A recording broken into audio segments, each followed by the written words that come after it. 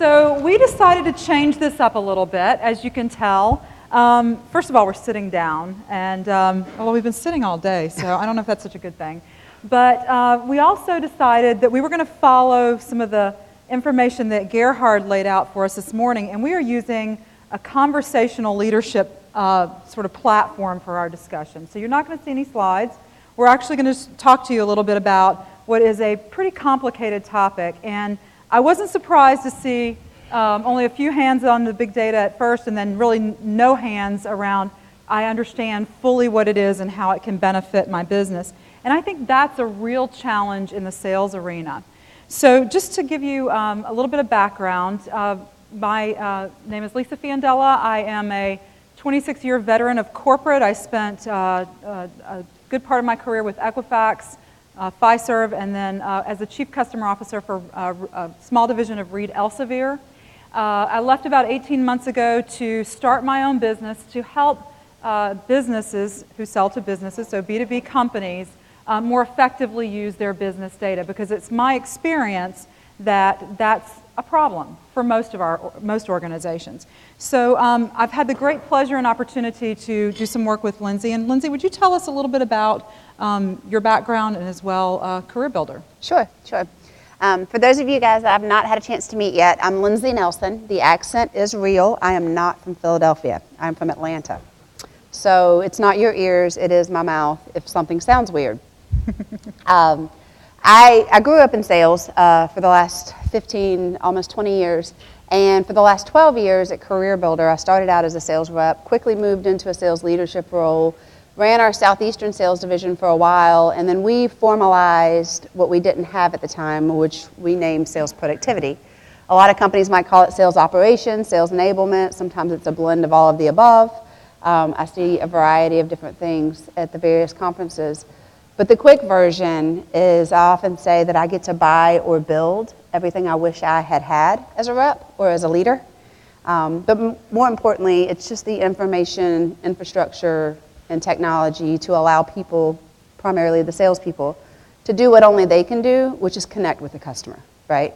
And I loved Jennifer's comment in her presentation earlier where she said if there's anything you can automate on the back end, you should. So I spend a lot of time with non-sales people trying to figure out how to make salespeople's lives a lot easier. Big data plays into that significantly. So thanks, Lindsey. So one of the interesting things when I was at Reed Elsevier, I was running a sales organization for about $100 million division, and we served two primary channels. And within each of those channels, we had about 3% market share. So very small market share, and these were very large markets. And so I would often go to my marketing department and say, hey, look, it's really great that we know we have two primary markets we serve, but I'd really like to know a little bit more about the companies that fall in those markets, because one was comprised of about 50,000 companies, an estimate, and the other was about 800,000. Surely within those two markets, there are some segments, some different things about the companies that I could know from a selling standpoint so I could make sure my salespeople were most effectively aligned against the opportunities. And so they would look at me and kind of scratch their head and say, yeah, I'm not quite sure how to help you with that question. And so it was this never-ending battle of if I could really more inform my sales team about the characteristics of their best prospects, how they could then go win more opportunities. So how many of you have ever experienced something sort of like that? Have you ever been in a situation where, yeah, I see somebody in the back of the room going like this, but it's a problem. So the challenge that, and by the way, the company I worked for was a data company. We sold data to these businesses. So one of the things I'd like to do is a level set, and Lindsey, jump in on as we go through this, but look, I want to talk a little bit about, first of all, big data has been around for a long time. The cool thing about big data is there's new technology that's enabling us to get access to more of it, and it's manifesting itself at a very rapid rate. We hear that a lot, right? So it's a phenomenon that we're all becoming far more aware of. Analytics is a very loosely used term. So if you get out a pen and a piece of paper, I'm going to give you 3 words that will help you from an analytics standpoint. The first word is descriptive. Descriptive analytics are probably something that you are all familiar with. How many of you use reports out of your CRM system that tell you how much revenue you generated by channel last month? Okay. That's an example of a descriptive analytic. It's describing something that's transpired in the past. Okay? Descriptive analytics can be interesting, but the problem is they don't necessarily tell you what to do going forward. Experience that yourself, right? Definitely. The second word is predictive. Predictive analytics are where you take math and science and apply it to vast amounts of data to turn it into a predictive capability. The best example I can give you of predictive analytics is your FICO score. How many of you know what a FICO score is? Please raise your hand. Okay. Your FICO score is a predictor that uses your consumer information to assess the level of risk associated with you as an individual.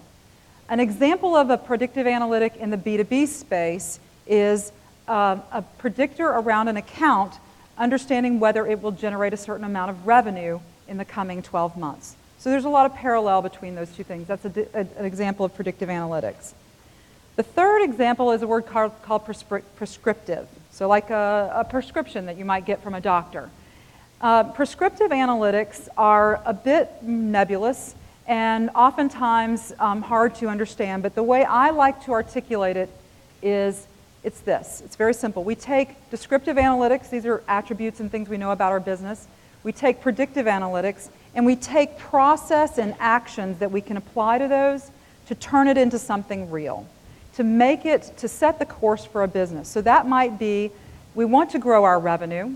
We want to build a predictive revenue model for our business so we understand the accounts that have the greatest opportunity to generate revenue. And we want to implement a new process to ensure we go after those accounts. So hopefully those 3 words will help you as you start seeing a million blogs and reading all kinds of articles about big data and predictive analytics, and help you understand when you're reading them how you should categorize this information. So one of the things that I've had the wonderful opportunity to experience and do some work with CareerBuilder, as they've been on a journey of really not only transforming their business, but starting to really look inside their organization at the information that they have available and try and use that in a far more creative and innovative way as they're going through this transformation. So I thought maybe you could give a bit of background on the changes that CareerBuilder's been experiencing, and then as well how you see information playing into that. Sure, and data. sure. So just by a quick show of hands, how many people are recently in a new, well, assuming your manager's not at your table, I was going to say recently in a new job or actively looking for a job? You might not want to raise your hand if you're actively looking. But where I'm going with this is as a job seeker, a lot of people would be familiar with CareerBuilder because we connect job seekers and employers online. And historically, the advertising and that connectivity model has been very successful for us. However, if you have recently looked for a job online, you're probably very familiar with this infamous concept of the black hole. We always hear about it. I find all these things, whether it's our site or any others, and I never hear anything from the employers. So a few years ago, we started getting really aggressive in understanding the power of integration when you talk about various platforms and the connectivity of systems. So most organizations might have anywhere from 4 to 7 HRIS systems. What that means to you is when you hit apply as a job seeker, you have to jump literally through a lot of different hoops within an application. But there's a bunch of technology integration hoops that have to happen before you ever show up on anybody's computer screen in hopes of actually getting called for an interview. So we kept coming back to the customers and we were saying, it's a software, it's a process, problem, we can help you with that. So we continue to do our advertising. However, in the last 4 or 5 years, we've started to evolve more into a data, software, and platform organization to help companies understand not just who to target and how to go get them, but how not to, quote unquote, lose them along the way or not to have to buy multiple times for the same interested parties and the same interested individuals. With that being said, I've got about 1,200 salespeople globally, most of them are North American based, that are responsible for calling on anywhere from small to medium businesses all the way up to the large global corporations. We're a data company. I'd shared that a second ago too. And as Lisa says, big data can be big and paralyzing if you don't know what to do with it. And trust me, as a salesperson, we're not running to jump into this massive pool of data and try to make sense of it. We're running from that as much as we can, right? If God wanted us to be engineers, we'd be engineers, but we're salespeople. So we're probably not going to find ourselves attracted to data like an engineer necessarily would. With that being said, what we try to do is we try to take that information and we try to make it as easy to understand on where they should take action as quickly as possible. So simple things like understanding your customer's buying behavior. What do people that aren't customers look like that could potentially have that same buying behavior, i.e. the predictive analytics, right? Understanding resource allocation. I want to put my best person on the best opportunity at the right time, servicing the right customers. And if I don't have insight and intelligence into what that looks like, not only with my customers' buying patterns, but marrying that against my sales reps' behavior, I can't make that resource allocation movement appropriately. So we've embarked over the last few years in some significant internal organizational changes at CareerBuilder. And very quickly I realized I can't do this alone and sought out skill set to help bridge those gaps and to fill in some of those gaps. So one of the themes that was, I think Gerhard started the day with was this whole notion of mindset, right? And we talk a lot about that in the world I circle in, which is this world of predictive analytics. But if an organization has the mindset that sales is transforming, that there's a lot of change occurring, and if you sit still and let it happen to you, you're probably going to get left behind. And that's a very scary thought for a business, to really think that I can't compete in today's market because I don't understand the nuances of today's selling. So, one of the things that I think businesses have to think about is really getting a better understanding of their data. And I'm going to tell you just a couple of things that I think are important, and this is another set of little bullets you can write down.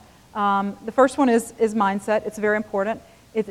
Fear should not come into play. You can just park your fear and say, it's important for me to understand a little bit more about the information I have. I will tell you, if you are not, by the way, this is not a pitch for CRM, but if you're not using a CRM system, you need to go get one. Would you agree with that? I mean, I'm a very small business and I run on a CRM. So let's stay here for a second, because we were talking through this earlier and she used these two words and I was like, oh, it's so perfect. And I'm trying to remember how you did it now. Not the plug for the CRM, but if you don't have a common place to capture the information, you can't do anything with it, period. I mean, it really becomes that simplistic repository of if I'm not capturing it anywhere, I certainly can't start to analyze it and understand it any better. And that's been very telling for us because, I mean, we have turnover just like any other company would. And even if it's positive turnover, if you get promoted, great, you're off to your next job, you're still with the company, but like, unless I follow you around and try to stick a jump drive in your ear and try to download all your customer information, I'm not going to be able to recapture that. And then the new rep comes in and tries to quickly ramp up and annoys the customer because they're like, I just told the last guy this. And that's great, he got promoted, but can't he tell you these things? Right. Well, your CRM can. Yeah, absolutely, absolutely. So I think it's, in today's world, it is a critical component of any sales organization. I mentioned before, don't be afraid of big data. Little data is good. How many of you have more than 10 reports that come out of your existing CRM system that you look at on a monthly basis? More than 10 metrics. How many of you have more than 15? More than 20? You're probably looking at too much information. You're probably on information overload, okay? And the question, it begs the question of those 15, 20 variables, which ones are actually telling you what's going to happen going forward? How you should take action to behave differently to succeed going forward. So one of the things, and by the way, so we talked about CRM. It's great to have a data warehouse. So many businesses don't have that. It is certainly not a requirement. You'll hear a lot of organizations say, you must have a data warehouse if you want to get value out of your business information. I do not believe that. It is harder, but it's not impossible. So don't feel like you have to make a multi-million-dollar investment in a data warehouse in order to have that or to benefit from your business information. Having said that, CareerBuilder has a data warehouse, and you do take advantage of that. And so one of the things I was hoping you could do, Lindsey, is share with us some of the things you guys have done around using your information more effectively to solve some of your sales problems, challenges. Sure. So you hear us talk a lot about insight leads to action, and it does. And as the sales manager and as the drivers of the organization, our responsibility is to change that behavior to the right kind of behavior to net results, right? Well, I don't know what behavior to change and what action to take without doing a little bit deeper of an analysis and understanding what is good and what is bad. So we would look at historical customer buying patterns. I shared that with you. We would look at churn rate and turnover. Again, we found one circumstance where we would spend as much time chasing a renewal flat than we would have a brand new rep sell a we call them zero billers because it's just that. They're not buying yet, right? So zero billing prospect. And the net of that close of the prospect, dollar-wise, could be 3 times as much. So if you think about an energy investment and a headcount investment, I got nothing 3 times for the same amount of input from the rep. So we dug in and we tried to really identify what is the profile and the makeup of that transactional or flat business. So, and I don't know if I've even said this to Lisa directly, but we would go back to the reps and we're like, we've got you on a hamster wheel and we're sorry and we're going to move you off. Meaning we're going to allow you to go chase net new business and put you in front of the right customers and the right contacts. And we do have reps that will need to continue to manage and maintain some of that transactional or flat business, but there's a balance there of resources and dollars, right? So we were able to take some insight from that to be able to take that kind of action around organizational design, territory alignment, resource allocation, and understand how do we segment these teams based on the types of profiles that we've now created in segmenting these customers. So do you think that one of the outcomes of that too, I mean, if you're a salesperson and you've got a book of accounts and some of them are the zero billers like you described, and some of them are generating some real income for the business, and they sort of, do they not get sort of confused about what they really, where they should be spending their time? And if there's too much of that clutter involved, then it's really distracting for them, and it's not allowing them to be as successful as possible. Is that exactly? Is that right? Exactly right. So one of the things, it was interesting. That's a great example. I really I love what you guys are doing from in really thinking about how you transform your business, not only from how you're selling your products, but also how you manifest that into your selling process. Alice and I were talking last night, and we were just talking about business metrics and so forth, and she was talking about a client where she'd asked them, you know, for every 100 leads that you generate, how many do you actually close? And the business leader, sales leader, couldn't answer that question, okay? I would tell you that if that's the case in your own business, that's a problem. If you cannot answer the question about how many of those 100 leads you actually get to close, you really need to think about that, because you could be spending really good money and investing it in the wrong place. I want to give you another example of a client where we did some lead scoring work. So one of the things that my business does is we build kind of 4 different sets of analytics, and we do a lot of customer segmentation work, like what Lindsey has leveraged in her business. Lead scoring. So unlike, how many of you are using a marketing automation engine in your business? You've got one in place. You've got Eloqua. You've got Marketo. You've got something like that. And you may be using Pardot's lead scoring or something. Those are typically subjectively based decision engines. They're, you know, somebody, a marketing manager who's got a few years experience in the business, saying, hey, these 5 variables look important, and I'm going to go build a decision tree around who we should be marketing to. I had a particular client that was flooded with leads. They had, if I told you the number that was in their database, you'd fall on the floor. And they were pushing the leads out to the reps, and they were saying, thou shalt call every single lead, okay? Well, when the reps did it, they got a lot of, what happened? They got a lot of garbage, right? They would call somebody who was looking for a job, somebody was trying to sell something to the company, and so the reps were like, I'm not dealing with this. I'm not going to have anything to do with these leads because they're all garbage, right? So we sat down and worked with this company and really started talking to them about the fact that there were too many leads in this database. And by the way, it was near 1 million, okay? And as we started working through the process, we decided to build a lead scoring engine for them. But the first thing we did as we were going through the building process was we sat down with the reps and we said, here is what we are doing. We are going to build a lead scoring engine for this business, and it's going to do 2 things. Number 1, it's going to help us alleviate all those leads, or as many of those leads as possible, because nothing's perfect, and move them out of the business so you're no longer wasting your time calling them. The remaining leads are going to be prioritized so you know which ones have the greatest value for the business. But we expect you to call them. We expect you to contact them to try and make a sale. And so that was the first piece, was the communication plan. We then built the lead scoring engine. They implemented it because, by the way, great analytics are great, but if you don't implement them correctly, then they will fail. All they are is pretty charts, right? After implementing this lead scoring solution, within 1 year, they had increased their conversion and revenue from that lead pool by 33%. It had a profound impact on their business. And guess what? Their sales reps were more satisfied. They felt better about what they were doing. And by the way, they thought the leads were valuable. Has anyone ever experienced anything, do you experience that same level of frustration in your business from a lead generation standpoint? If you're using SEO or anything like that? No hands? Okay. Well, anyway.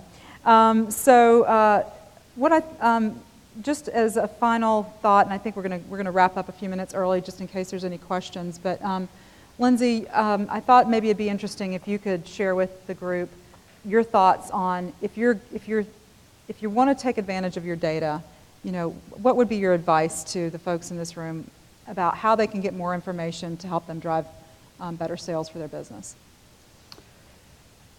Access to information is important, right? Access to the right information, and everybody comes with their own perspective. So obviously, if there's consensus over what the overarching company goals are, and I don't just mean goals for this quarter, we're talking goals for 2 to 5 years out. And then each respective department has their behavioral responsibility to driving towards those goals, sure. So based on that information, what can you extract from the data and analytics to really drive the right types of behavior? Put the right leads and customers in front of your best reps, so as they win, you win, and as they win, they stay, right, and continue to win. And then, again, if there's segmentation that needs to allow you to create other selling channels, you can do that. But utilize the data to gain the insight to be able to apply the right types of action and behavior to your business to drive everyone towards the same common goals of just growth. Yeah. You and I sat in a meeting not long ago, and it was a gentleman from the CEB, and I don't know if they fully get credit for this quote, but in my mind, he does today. He does today, right? He does today. But he was talking about it in the context of the Challenger sale. So if any of you are familiar with that methodology and that research that the CEB did, it's pretty fantastic. But one of the things that they talk about is that in today's selling world, it's important to help buyers understand that the pain of staying the same is greater than the pain of change. And I think that we all have to think about that in the context of how we sell in today's market. And I would encourage you to think about that in the context of how you use business information. Mm-hmm. Don't let the fear of looking at some scary chart or some report that you're not quite sure what you're going to get keep you from trying to get smarter about the information in your business. Yeah. Any thoughts on any other comments you want to add? No, that's very well put. So. So with that, we're going to wrap up, and if you have any questions or comments or thoughts you'd like to share, we're open to them. Hopefully we didn't put everybody to sleep. No questions? No Great. questions? Everybody's afraid of big data. Okay. Well, thank you very much for your time. We appreciate it.